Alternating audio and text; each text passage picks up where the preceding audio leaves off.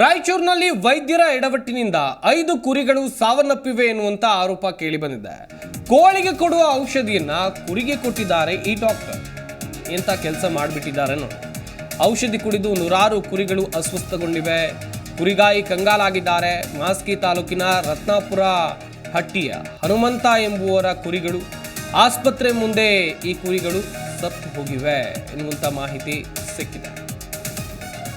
ಸತ್ತ ಕುರಿಗಳನ್ನು ಆಸ್ಪತ್ರೆ ಮುಂದಿಟ್ಟು ಆಕ್ರೋಶವನ್ನ ಕುರಿಗಾಯಿ ವ್ಯಕ್ತಪಡಿಸಿದ್ದಾರೆ. ಸಿಂಧನೂರು ಪಶು ಆಸ್ಪತ್ರೆಯಲ್ಲಿ ಔಷಧಿ ತೆಗೆದುಕೊಂಡಾಗ ಈ ರೀತಿಯಾಗಿ ಆಗಿದೆ. 600 ಕುರಿಗಳಿಗೆ 21,000 ರೂಪಾಯಿ ಕೊಟ್ಟು ಔಷಧಿಯನ್ನ ಕುರಿಗಾಯಿ ಪಡೆದಿದ್ದರು. ಪಶು ವೈದ್ಯ ರಾಮು ನಾಯಕ್ ಕೋಳಿಗೆ ಕೊಡುವಂಥ ಔಷಧಿಯನ್ನ ಕೊಟ್ಟಿರುವಂಥ ಆರೋಪ ಕೇಳಿ ಬಂದಿದೆ. ಲಕ್ಷಾಂತರ ರೂಪಾಯಿ ನಷ್ಟ ಆಗಿದೆ ಈ ಪಶು ವೈದ್ಯರಿಂದ ಎನ್ನುವಂಥ ಆರೋಪ ಕೇಳಿ ಬರ್ತಾ ಇದೆ. ಅಷ್ಟೇ ಅಲ್ಲದೆ ಈ ಕುರಿಗಾಯಿ ಒತ್ತಾಯವನ್ನು ಕೂಡ ಮಾಡಿದ್ದಾರೆ. ಡಾಕ್ಟರ್ ವಿರುದ್ಧ ಸರಿಯಾದ ಕ್ರಮವನ್ನು ಕೈಗೊಳ್ಳಬೇಕು ಅಂತೇಳಿ.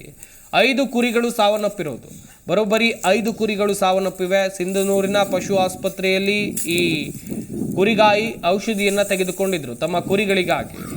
100ಕ್ಕೂ ಹೆಚ್ಚು ಕುರಿಗಳು ಅಸ್ವಸ್ಥಗೊಂಡಿವೆ. ಉಚಿತವಾಗಿ ನೀಡಬೇಕಿದ್ದಂಥ ಔಷಧಿಗೆ 25,000 ರೂಪಾಯಿ ಹಣವನ್ನು ತೆಗೆದುಕೊಂಡಿದ್ದಾರೆ ಎನ್ನುವಂಥದ್ದು ಗೊತ್ತಾಗ್ತಾ ಇದೆ. ಹಾಗೆಯೇ ಲಕ್ಷಾಂತರ ರೂಪಾಯಿ ನಷ್ಟ ಆಗಿದೆ ಈ ಕುರಿಗಾಯಿಗೆ.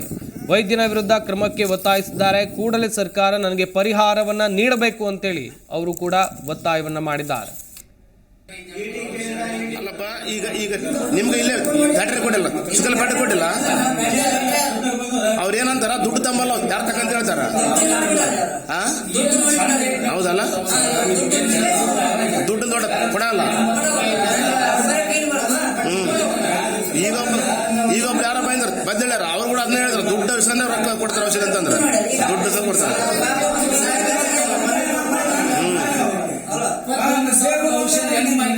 ಅಲ್ಲ, ಈಗೇನಂತ ಹೇಳ್ರಿ ನೀವು, ಈಗ ಇವ್ರೊಬ್ಬರಿಗೆ ದುಡ್ಡು ತಗೊಂಡಿಲ್ಲ ಅಂತ ಹೇಳಿದ್ರಿ, ನೀವು ದುಡ್ಡು ತಗೊಂಡದ್ದು ಇಲ್ಲ ಅಂತ ಹೇಳಿದ್ರಿ, ಅವ್ರಿಗೆ ಏನ್ ಹೇಳ್ತಾರೆ ಆನ್ಸರ್ ಮಾಡ್ರಿ ನೋಡಮ್ಮ. ದುಡ್ಡು ಸಂಬಳ ಹೊಟ್ಟೆ ಅಂತ ಹೇಳ್ತಾರೆ, ಆಣೆ ಮಾಡಿ ಹೇಳ್ತಾರ ದುಡ್ಡು ಸಂಬಳ ಮತ್ತೆ ಅಲ್ಲ 21 ಕೊಟ್ಟಾನ, ಅಲ್ಲ 10 ಕೊಟ್ಟಾನ. ಜಿ ಕನ್ನಡ ನ್ಯೂಸ್ ಈಗ ನಿಮ್ಮ ಮನೆಯಲ್ಲೇ ನೋಡಿ. ಎಲ್ಲ ಕೇಬಲ್ಗಳಲ್ಲಿ ಈಗ ಲಭ್ಯ.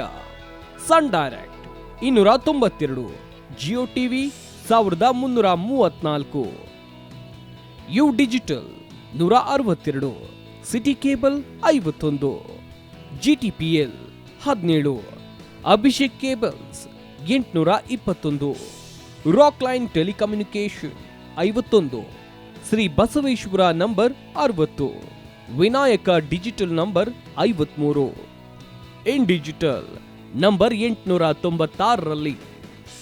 ನಿಮ್ಮಿಸ್ತದ ಜಿ ಕನ್ನಡ ನ್ಯೂಸ್ ನೋಡಿ ಆನಂದಿಸಿ.